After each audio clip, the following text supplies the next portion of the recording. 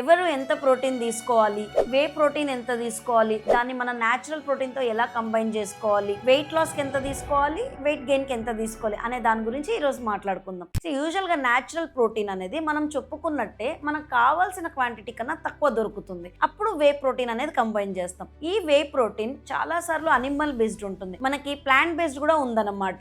So మనకి ఎవరైనా lactose intolerance ఉన్న వాళ్ళు కానీ, లేదా అనిమల్ పూర్తిగా వేగన్ కావాలి అనుకునేటోళ్ళు కానీ ప్లాంట్ బేస్డ్కి వెళ్ళొచ్చు అనమాట. సో యూజువల్ గా మనము వెయిట్ గెయిన్ అవ్వాలనుకున్నారు అనుకోండి, వే కాన్సన్ట్రేట్ అని వస్తుంది. దీంట్లో 70 to 80% ఆఫ్ ప్రోటీన్, దాంతో పాటు కార్బోహైడ్రేట్స్ అంటే కొంచెం క్యాలరీస్ ఉంటాయి అన్నమాట. సో ఇదేం చేస్తుంది, మన బాడీ బిల్డ్ చేయడానికి హెల్ప్ అవుతుంది. దీంతో పాటు whole eggs, whole milk, paneer ఇలాంటివన్నీ తీసుకున్నాం అనుకోండి, వెయిట్ గెయిన్ అనేది చూస్తాం. ముఖ్యంగా వెయిట్ లాస్ అవ్వాలనుకునే వాళ్ళు మాత్రం వే ఐసోలేట్ తీసుకోవాల్సి ఉంటుంది. వే ఐసోలేట్ లో 80 to 90% ప్యూర్ ప్రోటీన్ ఉంటుంది అనమాట. క్యాలరీస్ అనేవి చాలా తక్కువ ఉంటాయి. దీంతో పాటు ఎగ్ వెయిట్స్ కానీ, మొలకలు కానీ, లేదా సోయా ప్రోడక్ట్స్ కానీ, చికెన్ బ్రెస్ట్ కానీ ఇలాంటివి కంబైన్ చేసామంటే విత్ వర్కౌట్ వెయిట్ లాస్ అనేది తొందరగా చూస్తాం.